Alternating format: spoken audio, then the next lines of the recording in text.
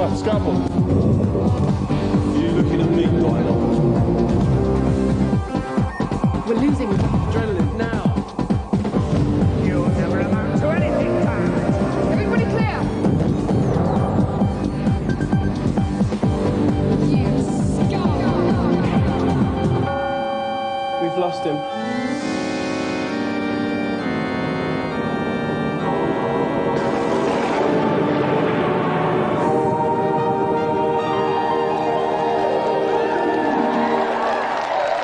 It takes a lot to stir my regions, but tonight I am stirring, where we begin the GamesMaster annual football tournament, an event that makes the FA Cup look like some kick around in an unfashionable public park. This week also sees the release of Killer Instinct on the Super NES. We'll take a look at that version later on, but for now we'll stick like batter to the superior arcade version for our first event, which we call King Combo. The latest weapon in the beat-em-up player's arsenal is the combo, a well-tough series of kicks and punches executed in quick succession against the other bloke. It's a skill remembering the move sequence in split-second timing required type situation. Killer Instinct is Mr. Undisputed leader of the field with some of the most complex and devastating moves around. The game also features combo breakers, which allow you to quite literally interrupt your opponent's combo onslaughts, as well as unleashing the impressive shadow moves. But the jewel in the crown of Killer Instinct has to be the Ultra Combo, a fantastically huge series of blows activated automatically at the end of a bout by pressing lots of buttons. It requires a level of skill that only Frank Best Player can achieve. We're hoping to crown King Combo today.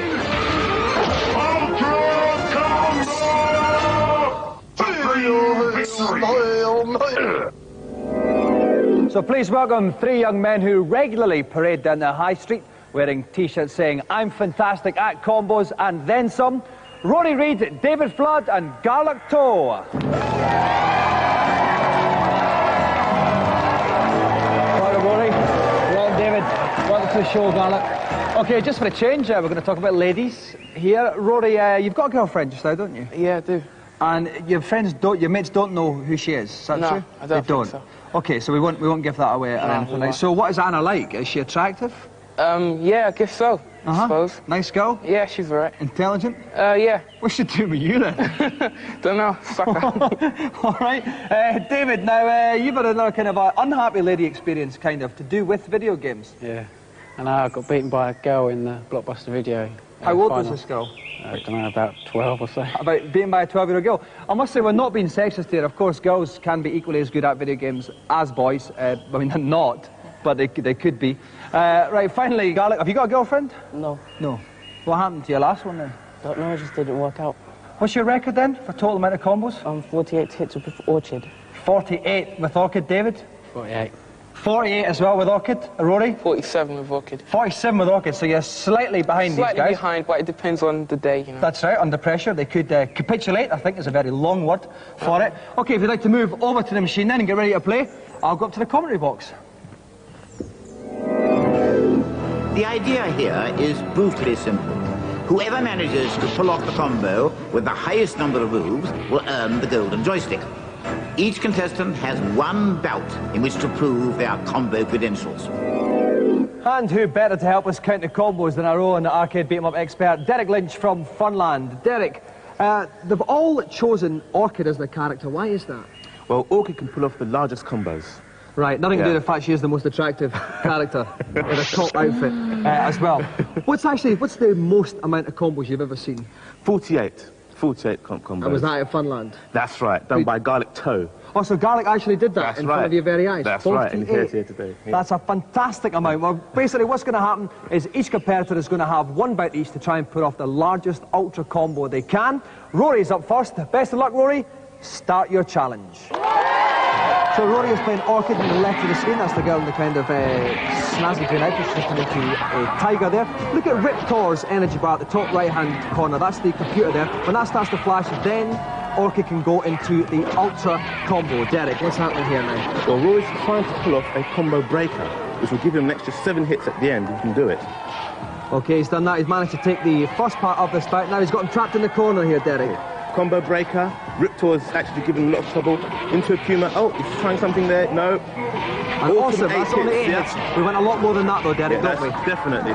So he's going to try, I think he's going to try and back off. He actually got beaten there. Rory got beaten for that second there. Oh. Okay, now here it comes. We're looking for this big combo starting now, Derek. Laser slashes, kickflip, helicopter, laser slashes, kickflip. He started his ultra activator. This is looking good, Derek. Up in the air. Will he get the fireball in? Missed the fireball. Missed the fireball. 41 hit combo though. Amazing from Rory there. Rory, make way for David. While it does that, we'll take a look at Rory's replay here, Derek, and you can tell me exactly where he missed those vital hits. Yeah, the mistake Rory made, he missed out on his combo breaker, so that's cost him an extra 2 hits. So he's at the down to end. 46 already. Exactly. And then he started too close, started his combo too close. And plus he missed a fireball at the end. So altogether, that's a total of 7 hits he's missed out on, potentially. Okay then, best of luck, David. 41 to beat. Off you go.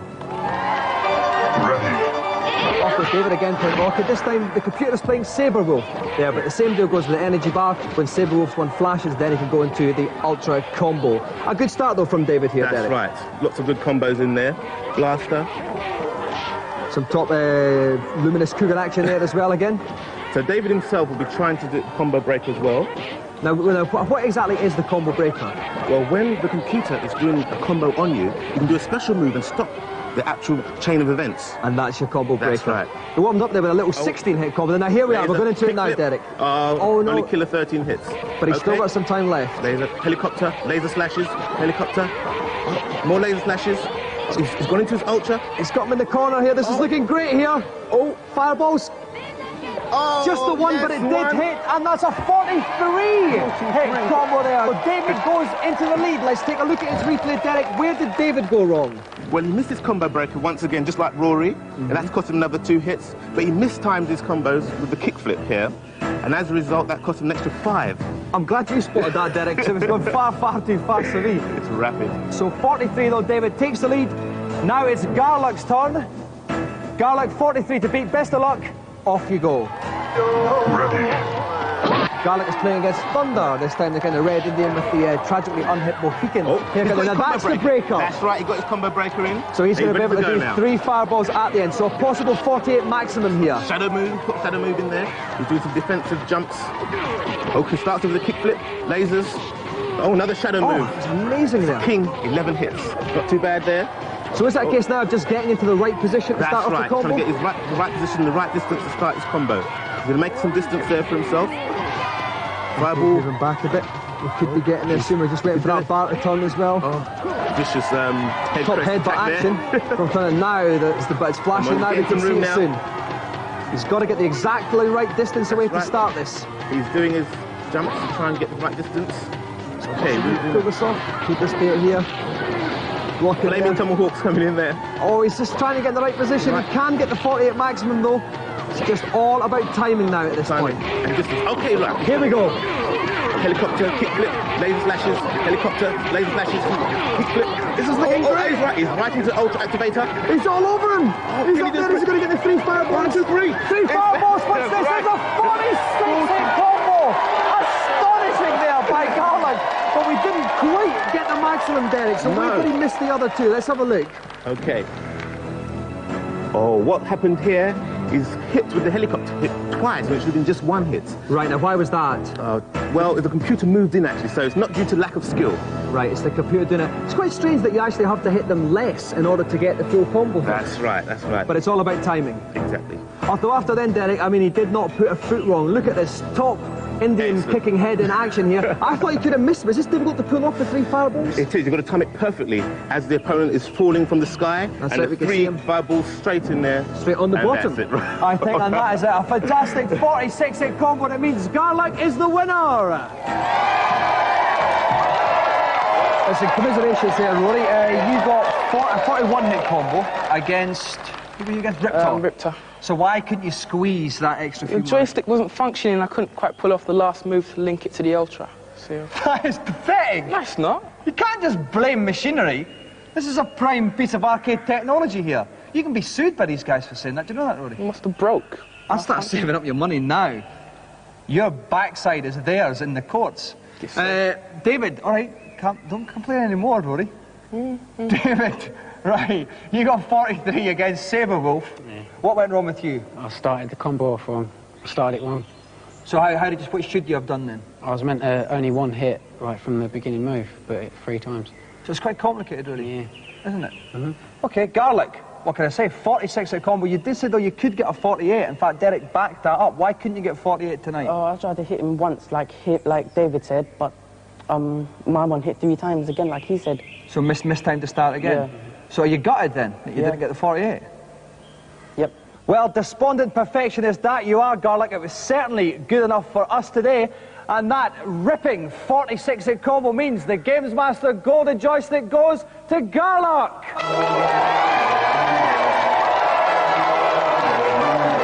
So let's throw a round of applause then for Garlic, David and Rory. If you can pull off a better combo than these gentlemen, drop us a line. The address will appear as if by magic at the end of the show. If you can't, then get a girlfriend. That can be just as much fun. Now, let's see if the Super NES conversion of Killer Instinct is similarly fantastic or simply trousers, as we go over to Rick and Dave.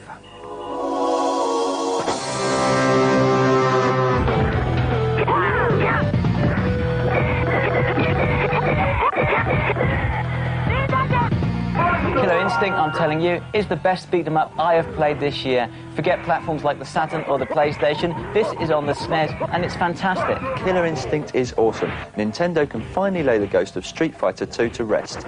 It is incredible. It's 20-hit combos, it's ultra combos, it's got everything, and the SNES version loses nothing in translation. There is still the challenge in mastering all the combo moves. There are all the special moves. There are the finishing moves. It's got so much depth to it that it makes games like Mortal Kombat, Toshinden, and even Virtua Fighter look very pale indeed.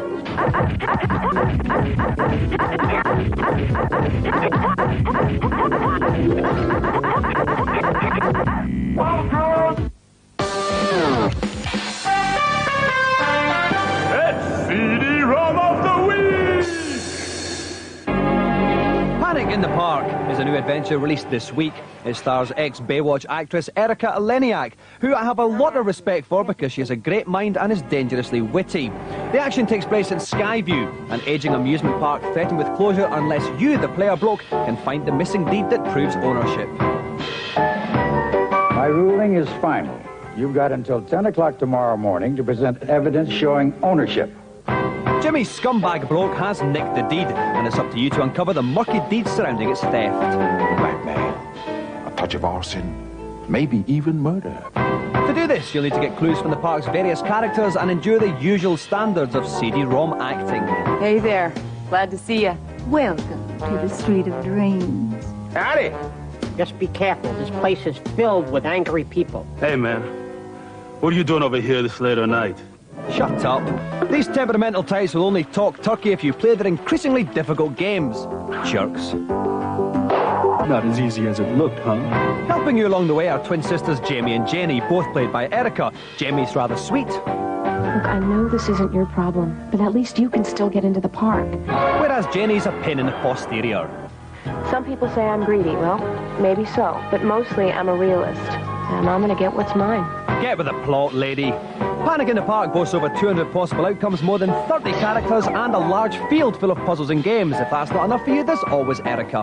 So what's the deal? In or out? Yes, please. The whole of heaven is going officially football bonkers in preparation for the first round of the GamesMaster football tournament, and our two footballing celebs, Dean Holdsworth and David Kerslake, are quite literally waiting to come on after the break.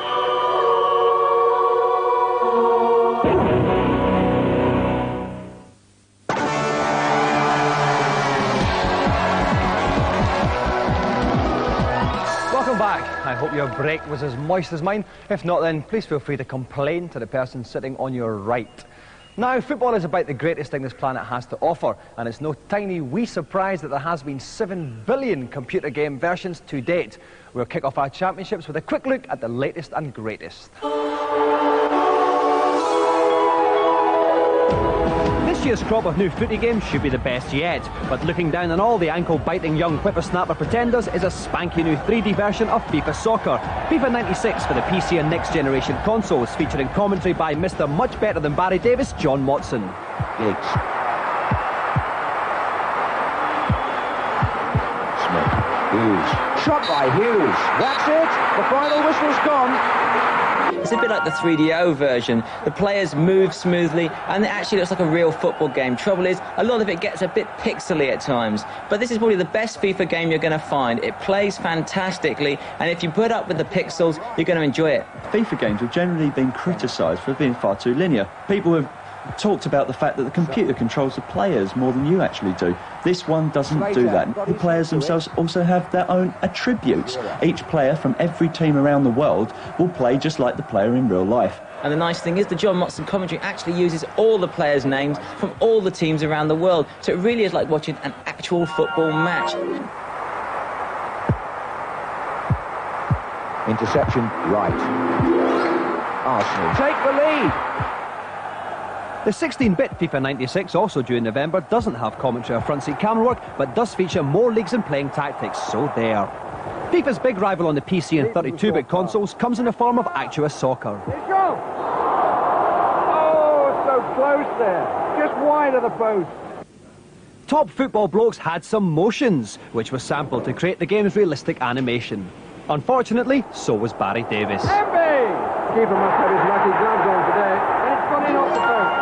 If you zoom in on a game like FIFA, you'll notice that the players turn into Lego brick men. But on actual soccer, all that motion-grabbing technology has really paid off because the players hold their form. The realism is superb, but does this make it a better game? Yes, it does make for a better game. FIFA has had its day, and Actua Soccer has come to take the crown.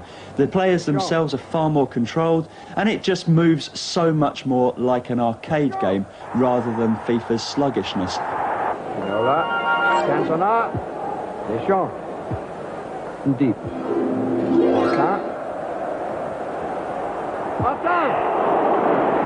On the 16-bit side, there's another update in the form of International Superstar Soccer Deluxe, boasting new in-game additions like dribbling on the ball and a handy overhead flick. Turning to the PlayStation, if you can bear to wait 6 months until you buy a footy game, then you'll have the choice of Power Sports Soccer from the makers of Wipeout. But if your football game corks need to be popped now, the only option is Japanese import Winning 11, to be released over here next month under the title Goalstorm. It's a veritable top graphics and fantastic footy gameplay action type situation. And indeed, we have plucked Winning 11 from this bunch, gave it a loving rub and said, "Can we use your game for the first 2 rounds of our tourney, please, mister?" So, welcome our first 2 semi-finalists in a Wimbledon v Tottenham London derby type situation, Dean Holdsworth and David Kerslake.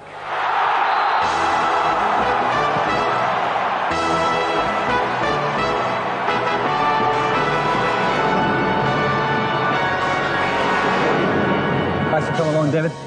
Right now, Dean, I'm going to come right out and say you are a fantastically attractive young man. You've done a lot of modelling. What do the rest of the Wimbledon team think about that? Well, obviously, you know, when I do the modelling, I put myself up for a bit of stick, and I get my fair share of it as well. Would you say your teammates are hideously ugly in comparison? I wouldn't say that. You can say that. No, I can say that because I'm safe here. They can't actually jump inside the telly. Not even Vinny. He can't even do that. Right, David, what kind of game are we going to see from you tonight then? Fast attacking, plenty of goals hopefully. Should be good fun, yeah. Yeah, sounds very confident. That's good. Well, we'll see how that turns out. While David and Dean have their pre-match chicken and beans, we're going to go over to GamesMaster for some tips on how to get that onion in the bag. The most effective way to score is by running the ball down the wings and crossing it to a player in front of the goal who should whack it in the net without further ado.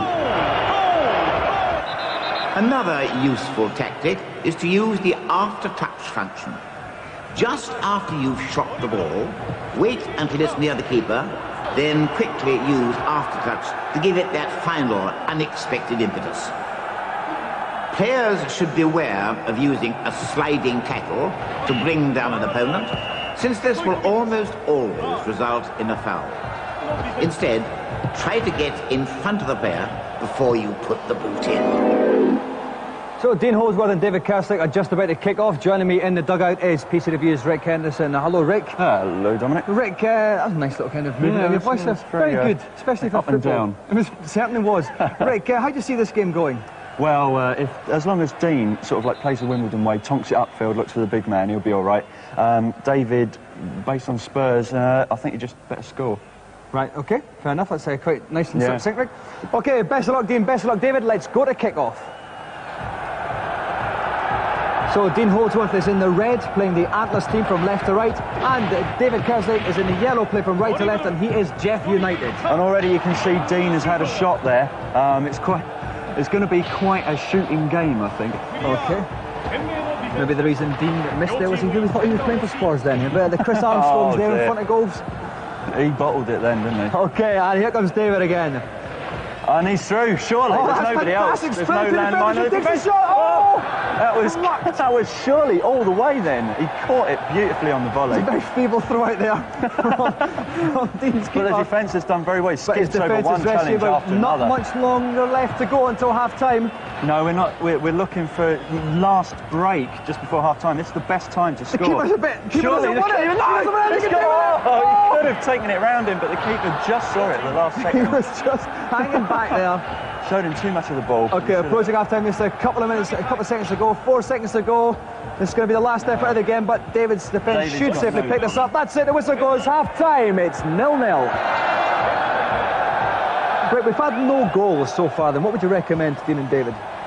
Shoot from anywhere on the pitch, but mainly shoot from the edge of the area. Over to one corner, shoot across the goalkeeper. Okay. Best way to score. All right, let's kick off the second half. Let's go back to the action. Okay, so now David is still in the yellow, but he's playing from left to right now, and Dean is in the red, playing from right to left. Not an early shot there. Dean started as he sort of left the last half, just going from anywhere, just hitting it from his own penalty area, trying to hit the crossbar and maybe get a deflection or something. Oh, that's no, David's got in, and he's in the... He runs away. Running away from the ball is not the best tactic. What they have to remember is you can also put after-touch on the ball by pressing the top buttons, and they should try and curl it round the goalkeeper. To give them more of a chance. Generally, you need the ball to try and do that. Still no goals, a lot of crunching tackles, but the temper's getting a bit frayed. Yeah, they're getting a bit frayed, they're getting a bit nervous, I think. One of them needs a goal now to really electrify. Surely! Goal! Dean Holdsworth has hit it across the goalkeeper, just as I said he should. The goalkeeper actually, to be honest. He was at fault, but that was a superb angle shot. Superb goal from Dean Holdsworth, 1-0. Can David come back? He doesn't have a lot of time left. What would you do if you were in David's shoes? Tonk it now. Just go for it every opportunity you get. He's got to get it back now, David, if he's going to have any hope of equalising. He's going to hoof it up. Hoofs it forward. One last shot. It's a final shot. Oh, maybe if he'd put the after touch on it, it would have gone in. But the after touch was not forthcoming. And he's got another go. Oh, he's up. Chance. It's through into space. No, that's it. The referee blows his whistle. The final result is Dean Holdsworth 1, David Kerslake 0. Hard luck, David. Well played, Dean. Right, David, at the start of the game, you were piling on the pressure. Why couldn't you convert it into goals?